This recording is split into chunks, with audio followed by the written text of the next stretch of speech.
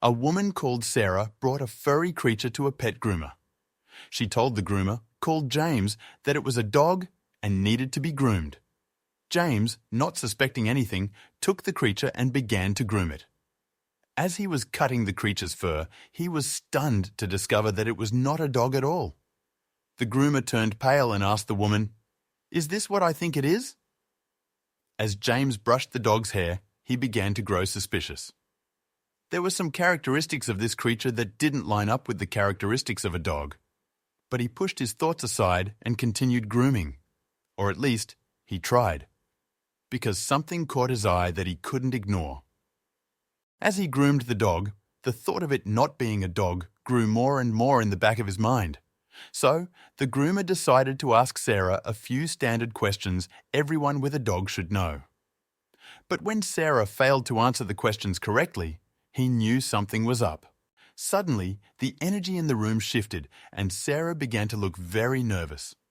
She could probably sense the groomer's suspicion.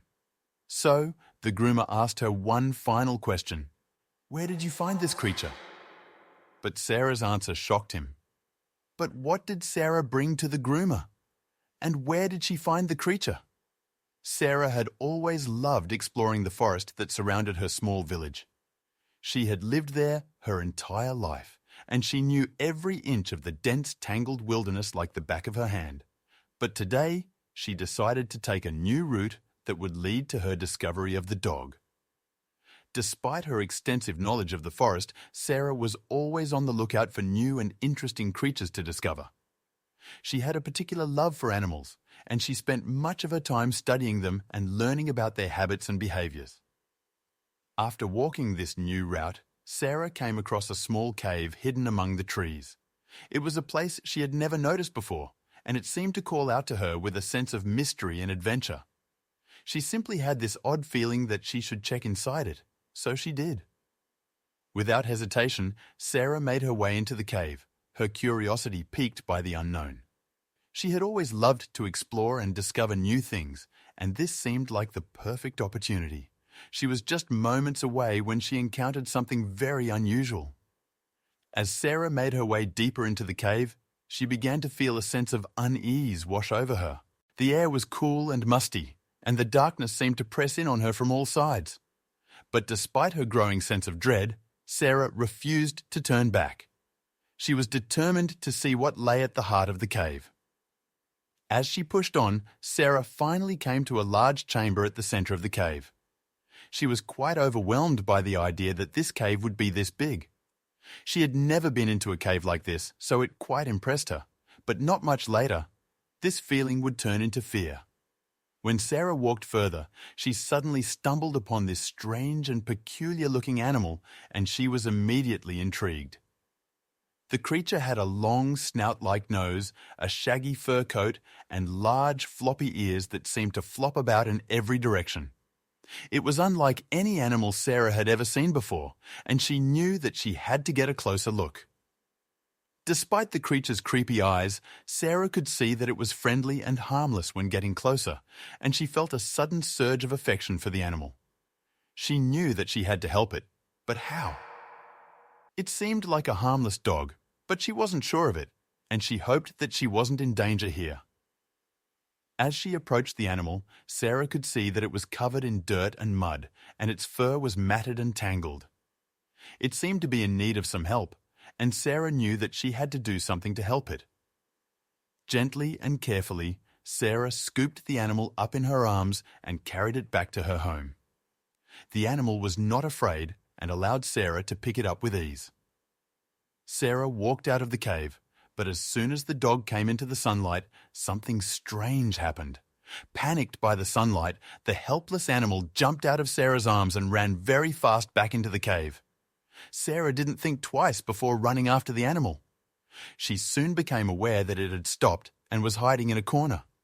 She gently picked it up and slowly went back outside, step by step, so that little by little, the pitiful creature would get used to the sunlight.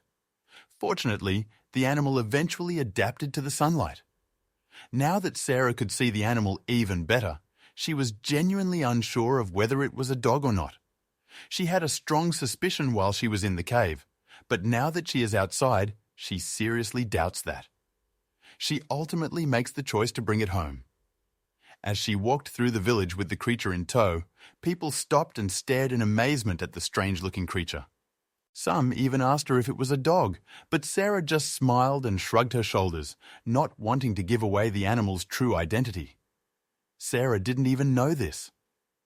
When Sarah arrived at her home, she carefully placed the animal on a soft blanket and set to work grooming it. She spent hours carefully combing out its fur and washing away the dirt and mud that covered its body. As she worked, the animal began to look more and more like the beautiful and exotic creature that it truly was. Finally, after several hours of grooming, Sarah was finished and the animal looked absolutely stunning. Its fur was soft and shiny, and it had a look of contentment on its face that Sarah had never seen before. She quickly grabbed her laptop to find out what kind of animal she had taken to her home.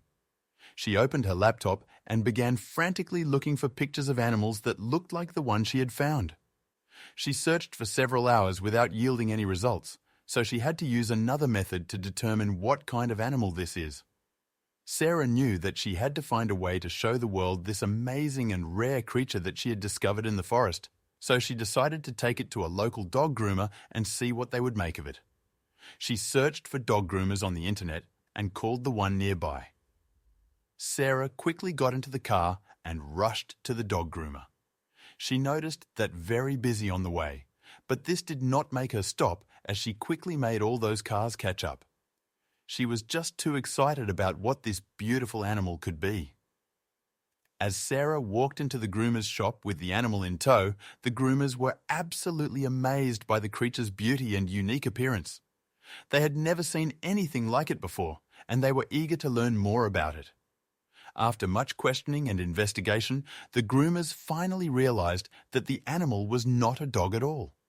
Sarah could tell by the dog groomer's look that something was wrong, and when he looked at Sarah, Sarah knew that something was wrong.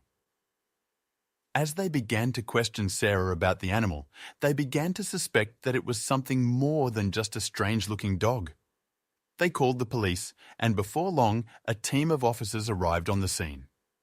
The police were just as amazed by the creature as the groomers had been, and they quickly began to investigate.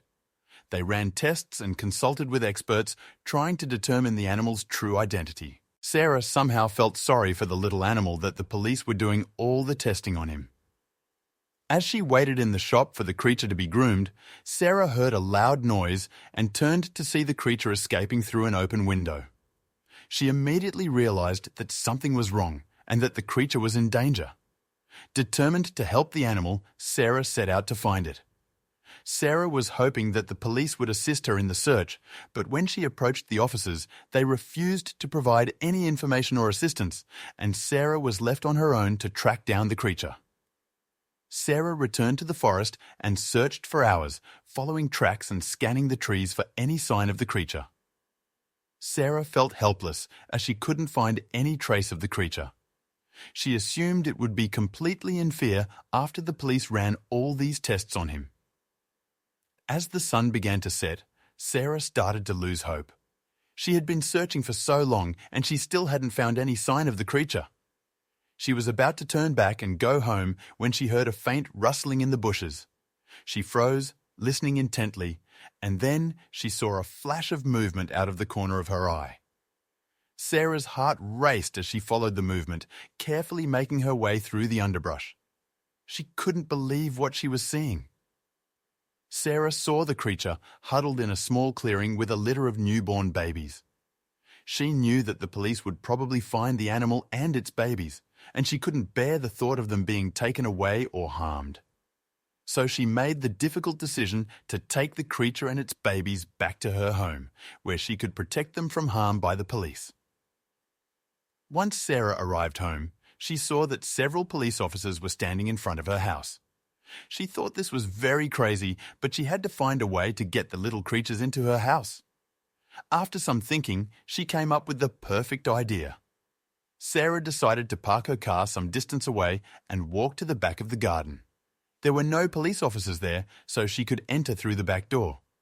Eventually, Sarah managed to get into her house unseen. But this was only short-term. At first, everything seemed to be going well.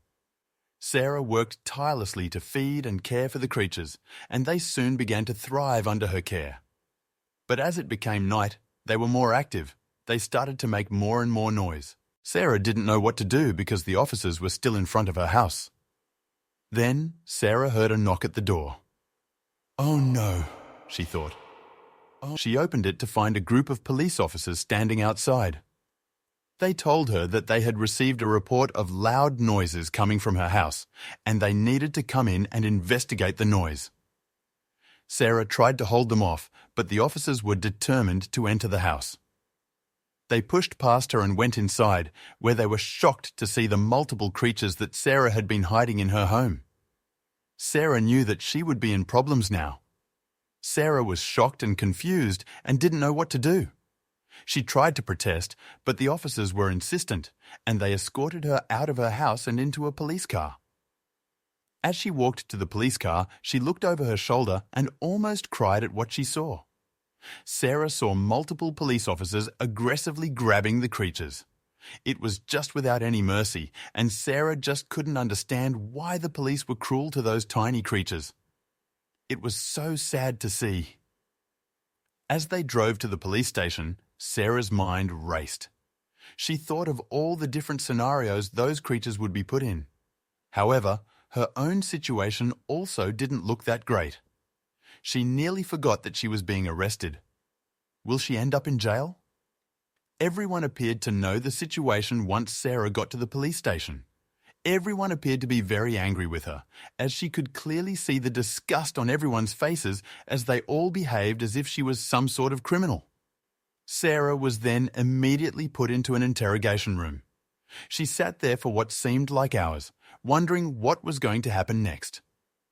Finally, a police detective entered the room and began to question her. Sarah refused to answer any of the detective's questions and instead demanded to see her lawyer. The police detective began to employ an aggressive technique with which she thought she could pressure Sarah. Sarah thought it was crazy that she was really being treated like this, but she knew she had to be careful here. Everything she says may be used against her. Sarah felt scared by the idea that she could be in back trouble and maybe could be thrown into jail. The detective tried to intimidate Sarah, but she remained calm and refused to speak. She knew that she had the right to remain silent, and she wasn't going to say anything until she had legal representation.